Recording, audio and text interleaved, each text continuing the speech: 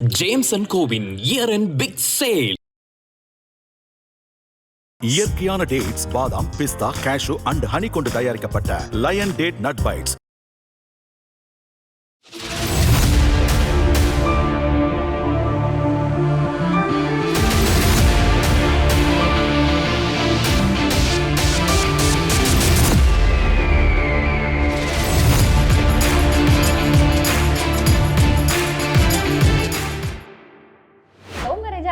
Arrange marriage நிகழ்ச்சிக்கு போகிறேன். நான் முதல்ல போய் பொண்ணை பாட்டு வந்துட்டேன். யார் என் மனைவியை.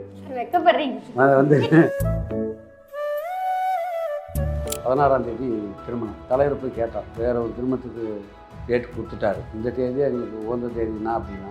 அப்புறம் தான் அதை திருமணத்தை கேன்சல் பண்ணினார், கொடுத்துருந்த தேதி. அப்போ நானுமே அவர் அமைச்சிருந்து அவர் முக்கியமானவர்னா நீங்கள் போகணும், நீங்கள் ரிசப்ஷனுக்கு வாங்கினான்னு. ஆனால் திருமணத்துக்கு நீ வரக்கூடாதுன்னு சொல்கிறீங்களா அப்படின்னாரு.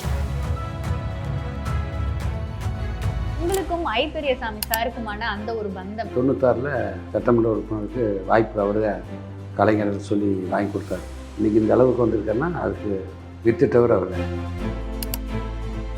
ஒரு 6 மாதம் பயிருமா தோட்டத்தில் இது விவசாயம் பண்ணுறோம். நம்ம திண்டுக்கல் மாவட்டம் திருப்பூர் கை கழிக்கலாம். எனக்கு பாய்சன் சொல்லுவீங்களா ஒய்ஃப்ட்ட சூப்பரா இருந்துச்சுமா இன்னைக்கு சாப்பாடு சொல்லி சொல்லுவேன். குழந்தைங்க கேட்டிருக்காங்களா சார், அப்பா ஒரு நாள் சமைச்சு கொடுங்க அந்த மாதிரி? நான் வேணா ஒன்று செய்வேன், சுடுதண்ணி காய வைப்பேன். அரை சக்கரபாணி என்னும் நான் அப்படிங்கிற அந்த ஒரு வார்த்தை. என் குடும்பத்தோட மைசூர், பெங்களூரில் டூர் போயிட்டு வந்தோம் செக்ரட்டரியேட் வழியாக. அப்போ துணையாளர்கிட்டலாம் சொன்னேன், இந்த கோட்டைக்கு ஒரு நாளைக்கு நான் வருவேன் அப்படின்னு.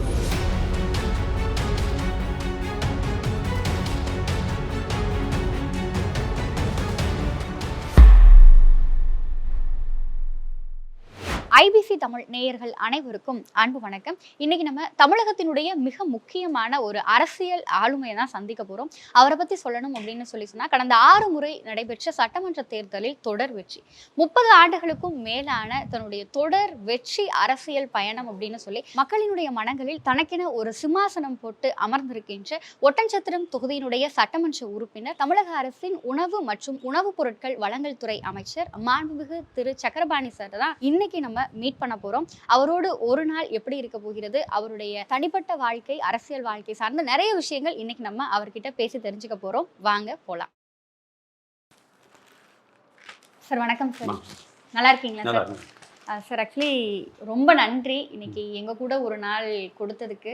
உங்க கூட சேர்ந்து நிறைய விஷயங்கள் நாங்க பேசணும் அப்படின்னு சொல்லி காத்திருக்கோம். பொதுவாக அரசியல்ல போட்டி பொறாமை அப்படின்னு சொல்லி நிறைய விஷயம் இருக்கும். ஆனா நாங்க கேள்விப்பட்ட வரையும் போட்டி பொறாமை கடந்து மக்கள் எல்லாராலையும் கொண்டாடப்படுற ஒரு தலைவரா நீங்க இருக்கீங்க.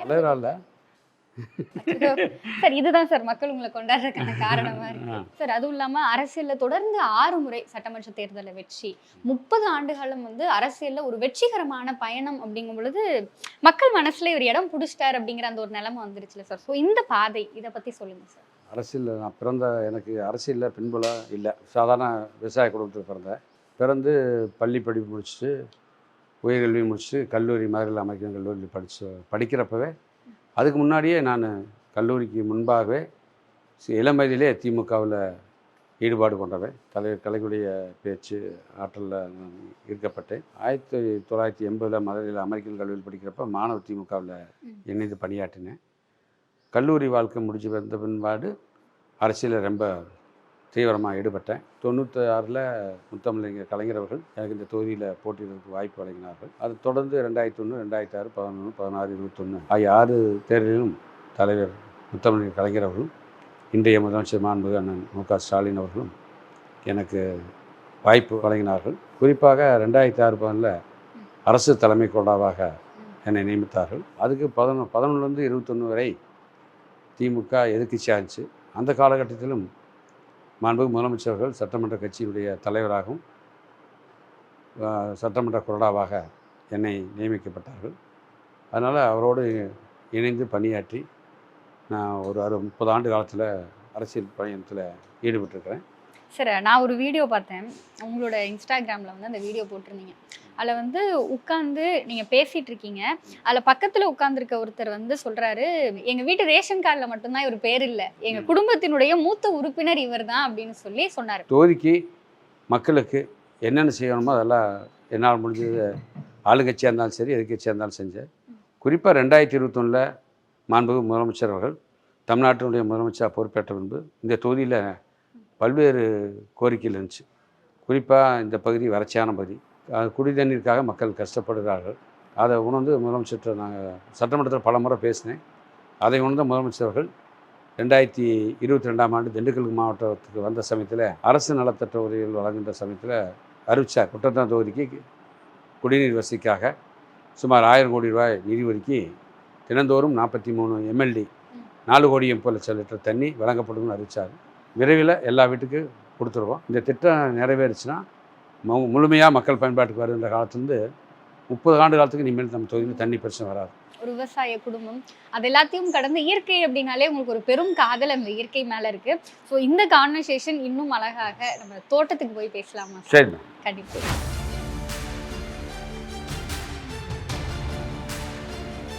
சார், இங்கிருந்து தோட்டம் போற வரையும் உங்ககிட்ட அரசியல் இல்லாம தான் பேசணும் அப்படின்னு சொல்லி நாங்க ஆசைப்படுறோம் சார். ஏன்னா எந்த ஒரு விஷயம் சொன்னாலுமே உங்களோட அந்த கனெக்டிங் பாயிண்ட் அப்படிங்கிறது அரசியல் இருக்கு. அந்த விஷயம் நீங்க எந்த அளவுக்கு ஆத்மார்த்தமா அந்த அரசியலையும் மக்களையும் நேசிக்கிறீங்கன்ற விஷயம் எங்களுக்கு தெரியுது.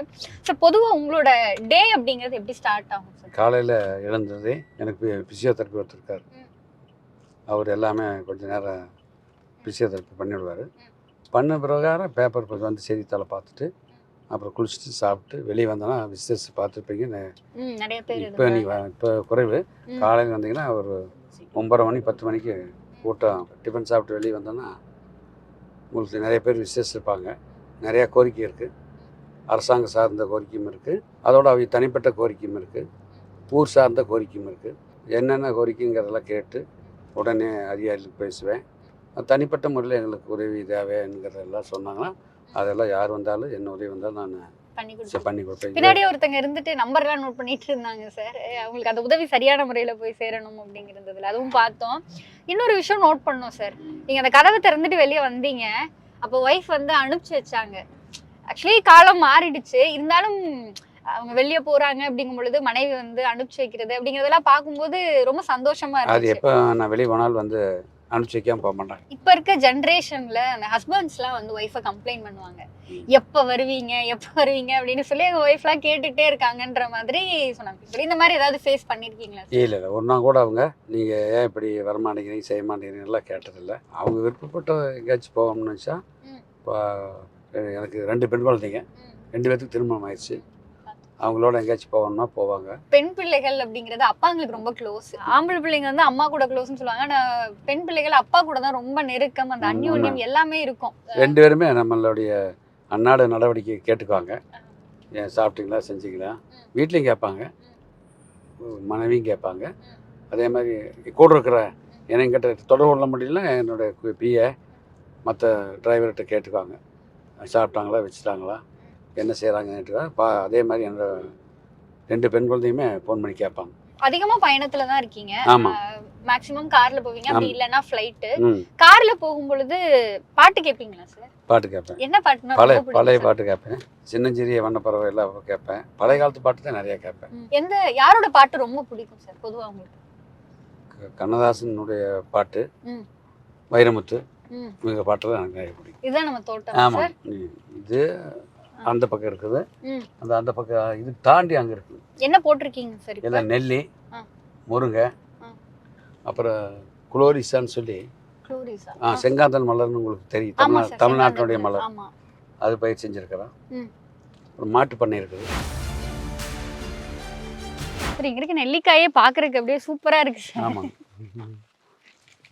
இது எதுவுமே நம்ம உரம் அந்த மாதிரிலாம் எதுவும் போடுறோமா சார்? இல்லை இயற்கை விவசாயம் அந்த மாதிரி தான் வச்சுருவார். குப்பை, அப்புறம் அதே மாதிரி வேப்ப முன்னாக்கு, இதுதான் போடுறோம். இயற்கை விவசாயம் தான். கெமிக்கலா ஃபெர்டிலைசர் அந்த மாதிரி எதுவும் நம்ம பண்றதில்ல சார். இப்போ நெல் பொறுத்த வரையுமே அதுக்கு கொஞ்சம் உரம்லாம் போடுவாங்களா சார்? அதுவுமே நம்ம உரம் போடுறதில்ல.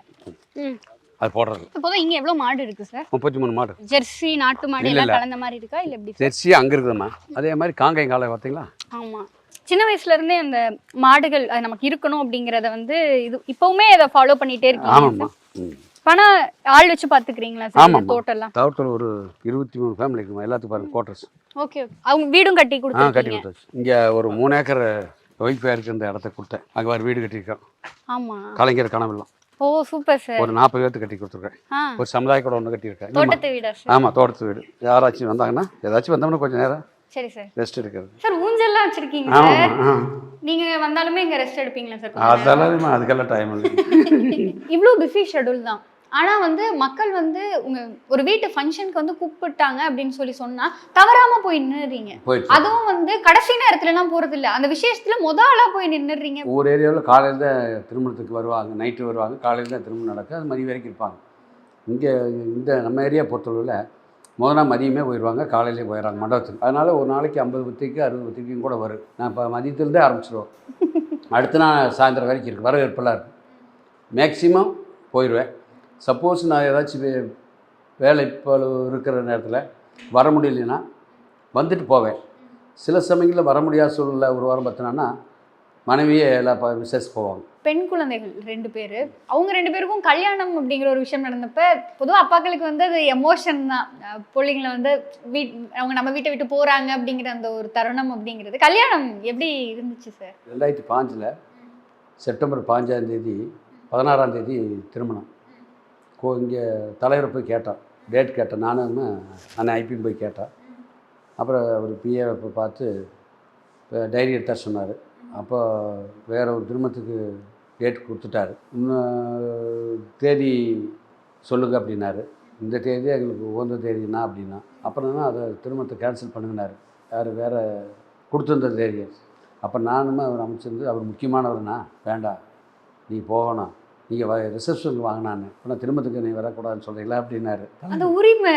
ஆமாம், இல்லைங்கண்ணா நீ வரணும், எங்களுக்கு ஒரு அந்த தேதி தான் முக்கியமான தேதி. அப்புறம் நீங்களுமே அன்னைக்கு அப்போ என்னன்னா நமக்கு நம்ம சுற்றுப்பயணம் ஆரம்பிக்க போகிறாரு. அதனால் 20ஆம் தேதி செப்டம்பர் 20ஆம் தேதியிலேருந்து ஆரம்பிக்கிறாரு.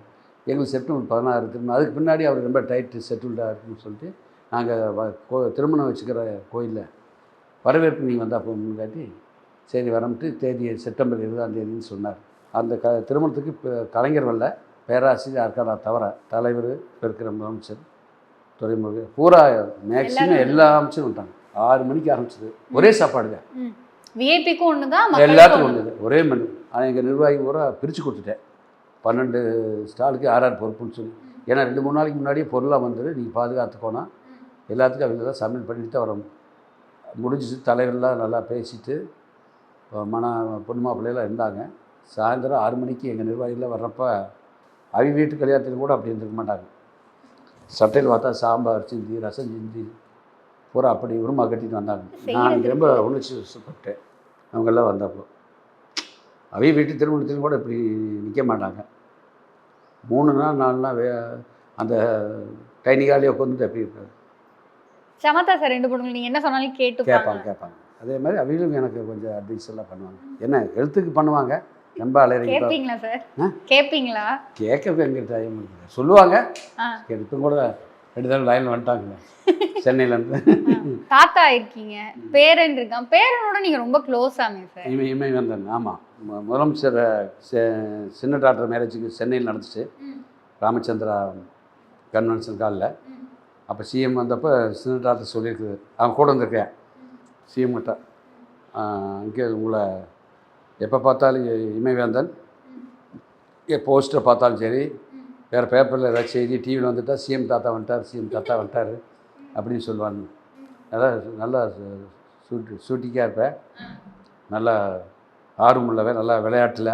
இப்போ ஸ்கூல்லையும் கூட எல்லா இதுலேயும் ஃபஸ்ட்டு வந்திருக்கான்னு சொன்னாங்க. அவங்க அம்மா விட்டு போட்டு போக மாட்டேன், எங்களோட வர்றேன்பேன், ஆனால் அம்மா கூட வரணும் அப்படின்பேன்.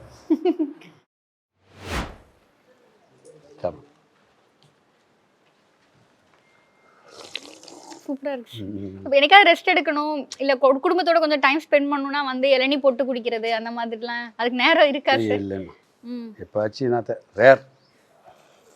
சார் இந்த பக்கம் இருக்க இடம் இது அது மாட்டு பண்ண. சரி, இப்போ நம்ம மாட்டுக்குமே வந்து பருத்தி கொட்டை புண்ணாக்கு இந்த மாதிரி தான் இருக்கு, மற்றபடி எதுவும் எக்ஸ்ட்ரா பால் கறக்கணும் அந்த மாதிரி மற்றெல்லாம் எதுக்கு செயற்கை எதுவும் பண்ணுறது இல்லை. பால் கறப்பீங்களா சார் நீங்கள்? சிறு வயசில் கறந்தணுமா, இப்போல்லாம் அதெல்லாம் இல்லை. அப்போ கறக்கிறப்ப ரொம்ப கஷ்டமாக இருக்கு. அதாவது கொஞ்ச நேரம் கழிச்சா கை கண்டுபிடிச்சி இந்த விரல். ஆமாம், அப்படி கண்டுபிடிச்சி பாலும் கறந்துருக்கிறேன். அதே சமயத்தில் உழவும் ஓட்டியிருக்கிறேன், டிராக்டர்லையும் ஓட்டியிருக்கிறேன். அதே மாதிரி வயலில் பரம்பெல்லாம் ஓட்டிக்கிறேன், மாடில் அதனால் நம்மளும் ஒரு விவசாயிங்கிற முறையில் என்னென்ன உதவி செய்ய முடியுமோ செஞ்சேன். முதலமைச்சருடைய எண்ணமே ஆட்சிக்கு வந்ததுமே ஒரு நெல்மணி கூட மலையில் நலையக்கூடாதுன்னு சொன்னார். அந்த அடிப்படையில் தான் இன்றைக்கி 1000 கோடி ரூபாயில் அது 8 லட்சம் மெட்ரிக் டன்னு குடோன்லாம் கட்டி நெல் அப்படியே பத்திரமா பாதுகாத்து உடனே அறவை ஆலைக்கு அனுப்பிச்சு அரைச்சி மக்களுக்கு தரமான அரிசியை கொடுத்துட்ருக்குறோம். மாடு கன்று போட்டுருக்கு காலங்கன்று. சரி, சீம்பால்லாம் வீட்டுக்கு வருமா? நான் சாப்பிட மாட்டேன், வீட்டில் அவங்க மிஸ்ஸஸ் விரும்பி சாப்பிடுவாங்க. அது டாக்டர்லாம் சாப்பிடுவாங்க. கண்ணு போட்டிருக்கு, நம்ம வெளியில் போய் அப்படியே பேசுவோம்.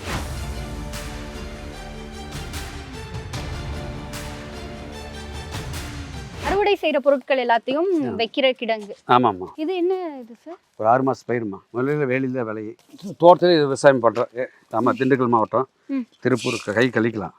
ஏன்னா இது பாய்சன். ஆமாம், இது வெளிநாட்டுக்கு எக்ஸ்போர்ட் ஆகுது. இத்தாலி, பிரான்ஸ், ஜப்பான் போன்ற நாடுகளுக்கெல்லாம் இது பண்ணுறாங்க, எக்ஸ்போர்ட் பண்ணுறாங்க.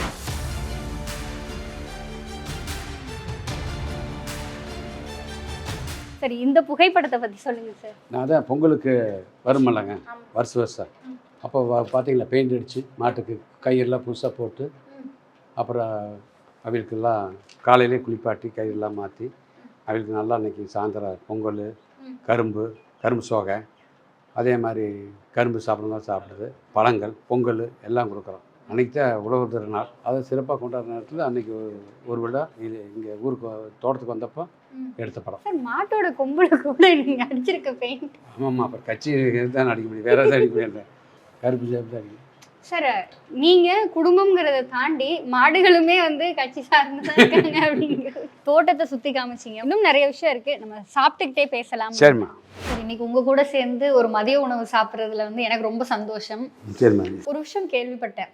பொதுவாக நீங்கள் ஒரு 2 பெண் குழந்தைகளினுடைய அப்பா அப்படிங்கிறத கடந்து சமுதாயத்தில் பெண் பிள்ளைகளுக்கு படிப்புன்ற ஒரு விஷயம் ரொம்ப முக்கியம்னு சொல்லி இங்கே பழனி ஆண்டவர் கல்லூரியில் மாணவர்களுக்கு நீங்கள் தான் ஃபீஸ் கட்டுறீங்க அப்படிங்கிற மாதிரியான ஒரு விஷயம் கேள்விப்பட்டேன் சார். அதை விட்டுருங்க.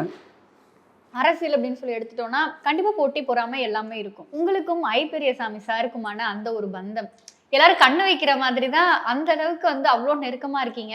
ஒரு அண்ணன் தம்பி மாதிரி. உங்களுக்கு ஒன்றுனா அவர் சொல்கிறதும், அவருக்கு ஒன்றுனா நீங்கள் சொல்கிறதும் எல்லாருமே வியந்து பார்க்குற மாதிரி இந்த ஒரு பாண்ட் இருக்குல்ல சார். உண்மையிலே கூட பிறந்த ஒரு அண்ணா இருந்திருந்தாங்கன்னா கூட இந்த அளவுக்கு இருந்திருக்குமான்னு தெரியாத அளவுக்கு ஒரு பாண்ட் உங்கள் 2 பேருக்கு. அந்த உறவை பற்றி சொல்லுங்கள் சார். அவர் நான் அமெரிக்கன் காலேஜ் படிக்கிறப்ப தெரியும், 80-84. அதுக்கு பின்னாடி அவரோட பழகிற வாய்ப்பெல்லாம் இருக்குது. 86 அவர் வத்தலக்குண்டு யூனியன் சேர்மன் ஆனார். அப்போல்லாம் அவரை பார்த்துருக்கேன், பழகிருக்கேன். ஏதாச்சும் நான் போய் பார்ப்பேன், கட்சி நிகழ்ச்சிக்கு கலந்துக்குவேன். குறிப்பாக 89-90 அவர் எம்எல்ஏ ஆனார். அப்போ இங்கே எங்கள் தொகுதியில் சட்டமன்ற உறுப்பினர் காலி பண்ணி தேர்ந்தெடுக்கப்பட்டப்போ நாங்கள் ஹாஸ்டலில் 608 அவர் ரூம், அவர் ஐப்பெண்ண ரூம், 611 எங்கள் எம்எல்ஏ காலி பண்ண ரூம். நாங்கள் வெளியில் நான் தங்கியிருப்பேன், அவர் என்னை பார்ப்பார், எப்போ வந்து இப்போ அப்படின்னு எல்லாம் கேட்டு அந்த காலத்துலேருந்தே பழக்கம். அதுக்கு பின்னாடி 93 எனக்கு மாவட்ட விவசாய அணியுடைய துணை அமைப்பாளரை கொடுத்தார். அவரே தான் கொடுத்தாரு. கொடுத்த பின்னாடி 96 சட்டமன்ற உறுப்பினருக்கு வாய்ப்பு அவர் தான் கலைஞர்கள் சொல்லி வாங்கி கொடுத்தாரு. அதுலேருந்து மறுபடியும் மாவட்ட செயலாளர், அரசு கொறடா, இன்றைக்கி இந்த அளவுக்கு வந்திருக்கேன்னா அதுக்கு வித்திட்டவர் அவர் தான். அதனால் தமிழ்நாட்டில் சில மாவட்டங்கள் எந்த பிரச்சனையும் இல்லை, அதுக்குள்ள கருத்து வேறுபாடு இல்லாத மாவட்டங்கள் சில இருக்குது. அதில் முதன்மையான மாவட்டம் திண்டுக்கல். இது ஒரு சகோதரத்துவம் நிறைந்த ஒரு விஷயம். எங்கள் 2 பேத்துக்குள்ள இது வரைக்கும் எந்த கருத்து வேறுபாடு வந்தாலும் அவர் என்ன சொல்கிறாரோ அதுதான். நீங்கள் வந்து பெண்களுக்கான ஒரு கபடி டீம் உருவாக்கியிருக்கீங்க அப்படின்னு கேள்விப்பட்டோம். அண்ட் அந்த டீமில் இருக்க பெண்கள் வந்து தொடர்ந்து 7 வருஷமாக சிஎம் ட்ராஃபியும் வின் பண்ணிட்டு இருக்கிற அளவுக்கு வந்து அவ்வளோ ஸ்கில்ஃபுல் பிளேயர்ஸாக இருக்காங்க. அந்த டீமில் இருக்க பெண்களுக்கு எல்லா செலவையும் நீங்கள் பார்த்து கூட்டிகிட்டு போயிட்டு அவங்க அந்த வெற்றி வாகை சூடி அந்த ட்ராஃபியோடு திரும்ப கூப்பிட்டு வரீங்கன்ற விஷயம் கேள்விப்பட்டோம். சொல்லுங்கள் சார். வெவ்வேறு வயதுலேருந்து வராங்க. அவர் ஒரே இடத்துல கோச்சிங் கொடுக்கறது, சாயந்தரம் வீட்டுக்கு போகிறது சிரமமாக இருக்குன்னு சொல்லி ஒரு ஹாஸ்டலில் தங்க வச்சு அவங்களுக்கெல்லாம் ஃபுட்டு, படிக்கிற செலவு, மேட்ச்சுக்கு போன எல்லாம் வண்டி ஒரு வேனே எடுத்து போயிட்டு வர செலவு எல்லாம் நாங்கள் பார்த்துக்கிட்டோம். 7 முறையில் இது வரைக்கும் 10 முறை நடந்திருக்குது. 9 முறை நம்ம டீம் தான் வின்னர் சிஎம் ட்ராஃபி. ஒரு முறை மட்டும் ஈரோடு 5 பிள்ளைங்க லாஸ்ட் இயர். இந்த வருஷம் நம்ம தான் ஜெயித்தோம். அதில் விளையாண்ட பிள்ளைங்க இன்றைக்கி ஒரு 10-15 பேர் ரயில்வேயில் இருக்காங்க. 15-20 மேற்பட்ட சப் இன்ஸ்பெக்டர் இருக்காங்க. 20க்கும் மேற்பட்ட காவல்துறை இருக்காங்க. இப்போ நம்ம கவர்மெண்ட் வந்தவர் விளையாட்டு துணை முதலமைச்சர் விளையாட்டு வீரர்களுக்கு 3% ஒதுக்கீடு கொண்டாந்தார் பல்வேறு துறையில். அதில் ஒரு 6-7 பேர் வேலைக்கு போயிட்டாங்க. வீட்டில் சமைச்சு தராங்களே, எனக்காவது ஒரு நாள் வந்து நான் சமைச்சு தரமா இன்னைக்கு அப்படின்னு சொல்லி அது ஏதாவது இருக்கா சார்? அது இல்லை, எனக்கு அந்த பழக்கம் சொல்லுவீங்களா ஒய்ஃப்ட்ட சூப்பராக இருந்துச்சுமா இன்னைக்கு சாப்பாடு சொல்லி? அதெல்லாம் சொல்லுவேன். குழந்தைங்க கேட்டிருக்காங்களா சார், அப்பா ஒரு நாள் சமைச்சு கொடுங்க அந்த மாதிரி? நான் வேணா ஒன்று செய்வேன், சுடுதண்ணி காய வைப்பேன் அடுப்பில். வேற எந்த காப்பி டீ கூட போட தெரியாது. ஒட்டஞ்சத்திரத்துக்கு ஒரு விஷயம் கேட்டு கண்டிப்பா பண்ணி ஆகணும், இல்லைன்னா இவர் விட மாட்டாருன்ற அளவுக்கு இல்லை, எல்லாரும் நிறைய பேர் அமைச்சருங்க சட்டமன்றத்தில் நான் பேசினா ஏதாச்சும் சொன்னால் அப்போ இப்போ நான் அமைச்சரை பேச முடியாதில்ல, அவங்க பேசிக்கிறது அமைச்சரெல்லாம் பேசிக்கிறது என்ன சொல்லுவாங்கன்னா 2016-21 எதிர்கட்சியாக இருக்கப்போ ஒரு 100 பேர் 89 98 100 பேர் இருந்தார். 100 பேருக்கு நான் கொள்ளடா நான் ஏதாச்சும் சட்டமன்றத்தில் எந்திரிச்சா சொல்லிடுவாங்க, உன்னை எது ஒட்டத்துக்கு ஏர்போர்ட்டு 6 பேருந்தே வரல, அது வேணும்னு கேட்குறீங்களா அப்படிம்பாங்க, மற்றவங்களுக்கு வாய்ப்பு கொடுங்க அப்படிம்பாங்க. அதனால் நான் பேசவே மாட்டேன். சரி, இப்போ நான் ஒரு 5 இன்சிடென்ட் மட்டும் எடுத்து வச்சிருக்கேன் சார். அந்த விஷயம் நடந்தப்ப உங்களோட அந்த ஒரு எமோஷன் எப்படி இருந்துச்சு, அந்த இடத்துல உங்களுக்கு எப்படி இருந்துச்சு அப்படிங்கிற விஷயத்த மட்டும் உங்ககிட்ட கேட்கணும்னு காத்திருக்கோம் சார். இங்கே ஒட்டஞ்சத்திரம் தொகுதி சட்டமன்ற தேர்தலில் முதல் முறையாக ஜெயிச்சப்போ ஒரு மகிழ்ச்சி, அது எப்படி இருந்துச்சு, அந்த தருணம் எப்படி இருந்துச்சு? என் குடும்பத்தோட மைசூர் பெங்களூரில் டூர் போயிட்டு வந்தோம். அந்த வழியாக செக்ரட்டரியேட் வழியாக அப்போ துணையார்கிட்டெல்லாம் சொன்னேன், உறவினரெல்லாம் கூட வந்தாங்க, இந்த கோட்டைக்கு ஒரு நாளைக்கு நான் வருவேன் அப்படின்னு. 93 வாக்கில் இந்த கோட்டைக்கு நான் வருவேன் அப்படின்னு. ஆனால் 96 அமைச்சர் ஐபிஎன்னோட பரிந்துரையின் பேரில் கலைஞர் அந்த வாய்ப்பு கொடுத்தாரு. இந்த தொகுதி மக்கள் என்னை தேர்ந்தெடுத்தாங்க. அதை நான் பெரிய வாழ்க்கையில் மறக்க முடியாதுன்னு நீங்கள் நான் நினைக்கிறேன். ஃபஸ்ட் எம்எல்ஏ ஆனது. ஒரு சாதாரண விவசாய குடும்பத்தில் பிறந்து பின்புலம் எனக்கு யாரும் இல்லை. திருமணம் நடந்து மறு வீட்டுக்கு போகும்போது ஒரு தகப்பனா உங்களுக்கு அந்த ஒரு மனநிலை இருந்திருக்கும்ல, இவ்வளோ நாள் நம்ம கைக்குள்ளேயே இருந்த பிள்ளைகள் இன்னைக்கு அவங்களோட வாழ்க்கையை துவங்குறாங்க அப்படிங்கும்போது கண்டிப்பாக எல்லா அப்பாக்களுக்கும் அந்த திருமணம் முடிஞ்சு போகும்போது அழுக வரும், ரொம்ப எமோஷ்னலாக. உங்களுக்கு அந்த இடமே 2 பெண்ணுக்கு திருமணம் ஆகி போகிறப்ப எனக்கு என்னோட தன்னாலும் நம்ம கூட இருந்தாங்களே, பெரியவன் போகிறப்ப சரி சின்ன பொண்ணு இருக்குதுன்னு நினச்சேன். இருந்தாலும் எனக்கு அந்த கொஞ்சம் வருத்தம் இருந்துச்சு, எமோஷன் ஆனேன். வீட்டிலே அவங்களும் அதே மாதிரி பண்ணாங்க, ஒய்ஃபும் அதே மாதிரி எமோஷன் ஆனாங்க. 2வது பெண்ணு அதே மாதிரி தான். அப்படி போகிறப்ப சரி இதாவது சின்ன பொண்ணு இருந்துச்சு, அதுவுமே இப்போ மேரேஜ் ஆகி போகுதுன்னு நினைப்பேன். ஆனால் 2 பேரும் பக்கத்தில் இருக்கிறதுனால பிரச்சனை இல்லை. ஒருத்தர் காங்கேயம், ஒருத்தர் பொள்ளாச்சி, 1 ஹவரில் வந்துடுவாங்க. அதனால் சரி நம்ம அதை ஏற்றுக்க வேண்டியது அப்படின்னு. இப்போ நீங்கள் அரசியலில் எல்லாத்துலேயுமே இருந்தீங்க, சரி உங்களுக்கு கல்யாணம் ஆகுறது அப்படிங்கிறது வந்து கொஞ்சம் ஒரு சில சிக்கல் வந்திருக்குல்ல சார், அரசியலில் இருக்கீங்க, இன்னொன்று வந்து பாதி நேரம் அங்கே இருப்பீங்க அப்படின்னு சொல்லி. உங்களுக்கு கல்யாணம் ஆச்சுல, அந்த தருணம் எப்படி இருந்துச்சு sir? First love marriage arrange marriage நான் ஒரு நிகழ்ச்சிக்கு போகிறேன். நான் முதல்ல போய் பொண்ணை பாட்டு வந்துட்டேன், யார் எங்கள் மனைவியை. இப்போ அரேஞ்ச் மேரேஜுக்கு பொண்ணு பார்க்க போயிட்டு வந்துட்டேன். வந்துட்டு அப்பா எங்கள் மாமனார் அன்னைக்கு இல்லை, அவர் குற்றாலம் போயிட்டார். அந்த நேரத்தில் நாங்கள் போய் பார்த்துட்டு வந்தோம். வந்துட்டு அவர் என்னை ஒரு நிகழ்ச்சிக்கு பார்க்குறாரு. அவர் அப்போ சும்மா வணக்கம் விட்டு போட்டுட்டு நான் அப்போ கட்சி வேசி கட்டியிருந்தேன். அந்த நிகழ்ச்சியில் பார்க்குறப்ப நான் கட்சி வேசி கட்டிட்டு புல்லட்டில் வர்றேன். அவர் அங்கே என்னை பார்க்குறாரு. பார்த்துட்டு வணக்கம் போட்டு நான் உட்காந்துட்டேன். என்னை கட்சி வேசி கட்டிக்கிறத பார்த்துட்டு வீட்டில் போய் சொல்லியிருக்காரு ஒய்ஃபு கேட்டேன், ஏம்மா மாப்பிள்ளை கட்சிக்காரர் ஆட்டுறது திமுக வேட்டி கட்டிட்டு பைக்கில் வந்தார் புல்லட்டில். அவர் சொல்லியிருக்காங்க சரிப்பா அப்படின்ட்டு. அப்புறம் அங்கே நேரஜாய் அங்கே ஊரில் இருக்கிறப்பவும் தெரியும். திண்டுக்கல் போயிருந்தோன்னா அவங்க வீடு திண்டுக்கல். நிறையா நேரத்தில் கூட்டத்துக்கு போயிட்டு நைட்டு லேட்டாகிட்டு வருவேன். என்னம்மா மாப்பிள்ளை இப்படி கட்சியில் தீவிரமாக இருக்கார். ஆணின் வெற்றிக்கு பின்னால் ஒரு பெண் இருப்பார். அதே மாதிரி அவங்க வந்ததுனால தான் இன்றைக்கி எங்கூட இப்போ எத்தனையோ நிகழ்ச்சிக்கு வர்றா, எப்போ போகிறீங்க வர்றீங்க, குடும்பத்துக்கு ஸ்பெண்ட் பண்ணுறீங்களா, அதெல்லாம் கேட்கவே மாட்டாங்க. இத்தனை பேர்த்துக்கு ஹெல்ப் பண்ணுறது, டாக்டராக 2 டாக்டரும் சரி, மாப்பிள்ளையும் சரி, அதே மாதிரி அந்த ஒய்ஃபும் சரி, எதுவும் கேட்க மாட்டாங்க. வேறு என்ன ஏதுன்னே கேட்க மாட்டாங்க. எவ்வளோ செலவு பண்ணுறீங்க, எவ்வளோ எதுன்னே கேட்க மாட்டாங்க. இது வரைக்கும் கேட்காத எனக்கு ஒரு பெரிய கிஃப்ட். திராவிட முன்னேற்ற கழகத்தினுடைய மிகப்பெரிய தூணா இருந்தவர் கலைஞர் தான். இன்னைக்கு வந்து இந்த கட்சியும் சரி, இன்னைக்கு அதனுடைய கொள்கைகள், இன்னைக்கு திராவிடம் இவ்வளவு தூரம் வந்து குக்கிராமங்கள்ல இருக்கு அப்படின்னா மிகப்பெரிய ஆதாரமாக இருந்தவர் கலைஞர். கலைஞர் இறந்த தருணம் நான் அப்போ கரெக்டாக அவர் இறக்கிறதுக்கு அன்னைக்கு ஹாஸ்பிட்டல் இருக்கிறேன். எல்லாம் பார்க்க சொல்கிறாங்க. அவர் இன்னைக்கு எவ்வளோ இதை இறந்துடுவாருன்னு சொல்கிறாங்க. நான் அந்த காவேரி ஹாஸ்பிட்டலில் நான் இருக்கிற ஒரு வாரம் அங்கே தான் இருக்கேன். அவர் என்னைக்கு போனாலும் அன்னையிலேருந்து ஹாஸ்பிட்டலில் டெய்லி அங்கேயே தான் உட்காந்து. அந்த நேரத்தில் எல்லா பேரும் வந்து பாருங்க அப்படின்னு சொன்னப்போ பார்த்தேன். அப்போ பார்த்துட்டு வெளியே வந்தது என்னால் துக்கம் தாங்க முடியல. அப்புறம் இறந்து அப்புறம் வீட்டுக்கு கொண்டு போயிட்டு ஹாஸ்பிட்டலுக்கு கொண்டு போய் இதெல்லாம் பண்ணிவிட்டு வீட்டுக்கு கொண்டு போயிட்டு ராஜாஜி கொண்டாந்து வைக்கிறாங்க. அந்த நேரத்தில் தான் இது இல்லைங்கிறாங்க, எதுங்க நினைவிடம் இல்லைன்னு சொல்கிறாங்க. அப்புறம் கோர்ட்டுக்கு போய் நைட்டு தலைவரெல்லாம் அங்கே போய் எதிர்கட்சி தலைவர் கேட்டு பார்த்தாங்க. அவங்க ஒன்றும் முடியாதுட்டாங்க. அப்புறம் கோர்ட்டில் பெஞ்சில் தான் தீர்ப்பு கிடைச்சிது. ஒரு பக்கம் சோகம், இறந்துட்டார் அப்படிங்கிற சோகம், இன்னொரு பக்கம் இடம் கிடைச்சிருச்சு அப்படிங்கிற அது ஒரு இது ஏடாங்க நம்மளுக்கு சந்தோஷமாக கோர்ட் தீர்ப்பு சொல்லிடுச்சே அப்படிங்கிறது எங்களுக்கு ஒரு இது இருந்துச்சு. அதில் இறப்புலையே இப்படி வருத்தப்படுற நேரத்தில் கோர்ட்டு தீர்ப்பு சொன்னது எங்களுக்கு பெரிய ஒரு வரவேற்கக்கூடிய நிகழ்ச்சியாக இருந்துச்சு. முதல் முறையாக அமைச்சர் அந்த இதில் போய் சக்கரபாணி என்னும் நான் அப்படிங்கிற அந்த ஒரு வார்த்தை அது சொல்லும்போது நமக்கு உள்ளபடியே ஒரு மகிழ்ச்சி இருக்கும்ல சார், அந்த எமோஷன் பற்றி சொல்லுங்கள். டிவியில் வந்துச்சு ஒரு 4:30 மணிக்கு ஸ்க்ரோலில். ஒரு சாதாரண ஒரு கிராமத்தில் பிறந்தவனுக்கு முதலமைச்சர் நம்மளுக்கு அது முக்கியமான இலாக்கா உணவுத்துறைங்கிறது. இதில் 5 வருஷமாக காலந்தள்ளதே பெரிய கஷ்டம். என்னங்கிறீங்க? அவ்வளோ பெரிய மக்களுக்கு என்ன 2,20,00,000 குடும்பத்தாருக்கு எல்லா பொருளும் கொடுக்கணும், தரமான பொருள் கொடுக்கணும், எந்த வித பிரச்சனையும். நெல் 4000 இடத்துல வாங்குறான், நெல் எங்கேயும் நலையக்கூடாதுன்னு முதலமைச்சர் சொல்லியிருக்காரு.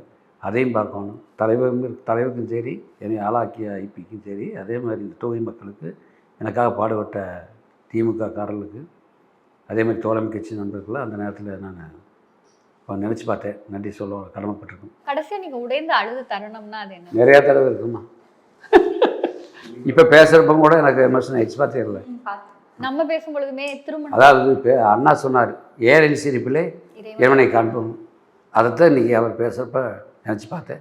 நிறைய பேர் என்னை பாராட்டுறப்போ இப்படி உதவி செஞ்சார்னு சொல்கிறப்ப நான் நிறையா எமோஷன் ஆகிருக்கேன். அது 1-2 இல்லை, பல ஆயிரக்கணக்கான நினைவுகள் இருக்குது, இன்சிடென்ட் இருக்குது. அம்மா அப்பா எவ்வளோ மிஸ் பண்ணுறீங்க? அப்பா இல்லை, அம்மா இல்லை. எம்எல்ஏ ஆகிறப்போ 96.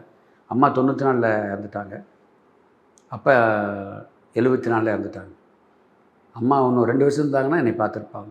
அம்மா இடத்துல இருந்து மனைவி இன்னைக்கு எல்லா விஷயத்தையும் பார்க்குறாங்க அப்படிங்கிற ஒரு இதுதான் சார். நான் ஒரு வீடியோ பார்த்தேன். அந்த வீடியோவில் வந்து நீங்கள் ஒரு இடத்துக்கு போகிறீங்க, அங்கே ஒரு பாட்டி சேர் போட்டு உட்காந்துருக்காங்க.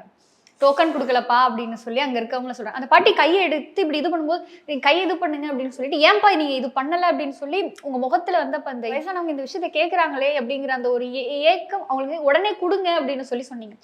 அப்போ அந்த பாட்டோட முகத்தில் நான் வந்து ஒரு சந்தோஷத்தை பார்த்துட்டு அந்த அம்மா என் கையை 2ஐயும் பிடிச்சி அப்படியே முத்தம் கொடுத்துட்டு இப்படிங்குது, நீ நல்லா இருக்கோ நாங்கள் அண்ணன் அப்படிங்குது.